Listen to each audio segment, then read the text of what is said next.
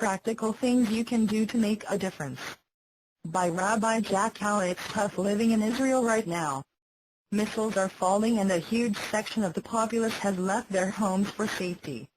But in one respect, it is more frustrating to be sitting thousands of miles away, in America or South Africa or London, and feel that there is nothing you can do to help. Well, there is plenty each of us can do. 1. Prayer. Not only does it work, but it helps us cope with the situation, by talking it out with God. When you pray, be specific. If you have a friend or family member fighting, pray for his or her safety. If you know somebody living in Israel, plead with the Almighty to keep them out of harm's way. Pray that the Israeli weapons work, and that the Hamas weapons don't. Pray that the leaders will gain and maintain the clarity they need to fight this war, despite international pressure. Pray for the protection of IDF soldiers as they root out every last terrorist. Ask God to heal Israel's wounded soldiers and civilians and to thwart future terrorist attacks. Pray for the Arabs to realize the true nature of their leadership and doctrines that teach hate and murder.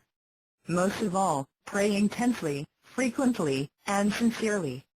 You can join an initiative to adopt a soldier to pray for. When Moses led the Jewish people to war, for every person who went to battle, there was a designated person who was responsible for praying and learning for him. Today, you can participate in an initiative called Operation Tefillah, Torah and Troops. To receive the name of an Israeli soldier, send an email to meritl@gmail.com. You can send prayers via the Western Wall at www.thewall.org. There is a time-honored custom to recite Psalms in times of distress.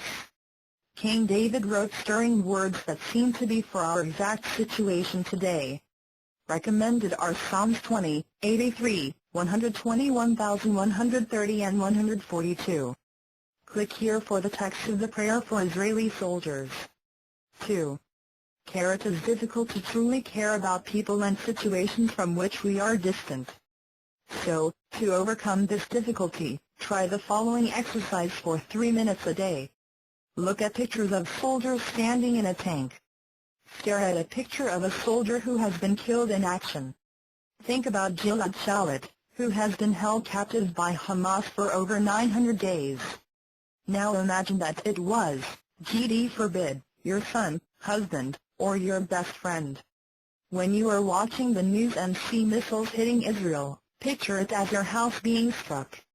How would you act differently? By harnessing the power of imagination, we will care more deeply and be propelled into action. If you know someone living in Israel, pick up the phone and call them. Assure them that you share their pain and understand what they're going through. Send emails of support to any Israelis you know. Let them know they are not alone. 3. Share whether you live in Israel or abroad. Reach out to the soldiers and the residents of southern Israel with your time, money and other resources. Here are a few initiatives you can participate in. Eid Eliezer is sending thousands of gift packs to our soldiers in Gaza. Eid Ezra V'Shulamit is sending 20 tons of food to Israeli families being attacked by Hamas rockets. Lamay Nachai is helping over 1,000 children from cities under attack attend classes in safety and get a much-needed respite. Thank Israeli soldiers supports our troops by delivering your personal letter of thanks and a care package of items soldiers need. Send the Soldiers a Smile campaign. All you have to do is write a short message and Honest Reporting will send it along with homemade treats from Julie's Goodies to soldiers on the front lines. Let the soldiers of the IDF know that we're with you and we're thinking of you. If you're not in a position to donate, you can ask others to do so, or collect money and forward to one of the above organizations. Most importantly, get involved. 4.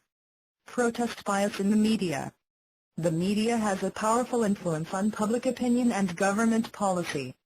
When you discover a piece of bias, immediately contact the news agency and complain.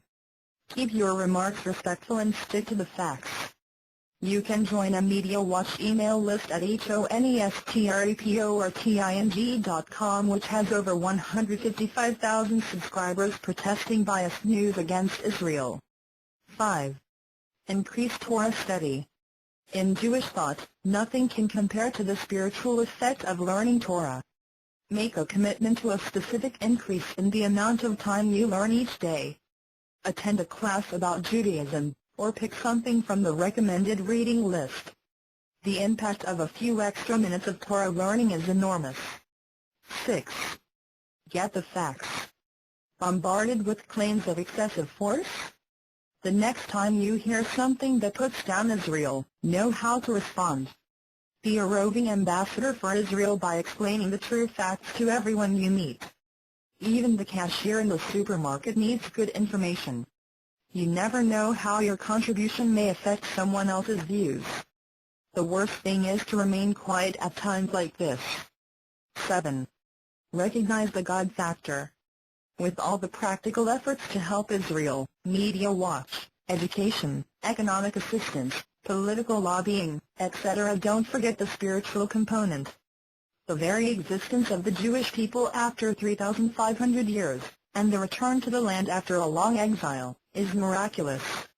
Understand the significance of Abraham's covenant with God. Each of us, on whatever level of observance, must strive to connect. Remember, God is in ultimate control. He has done miracles before and will do them again. Ultimately, reviving our devotion to the Almighty is going to bring about the revival of the land, and our people as a whole. Pick one area of your life to improve in, or one additional mitzvah to perform.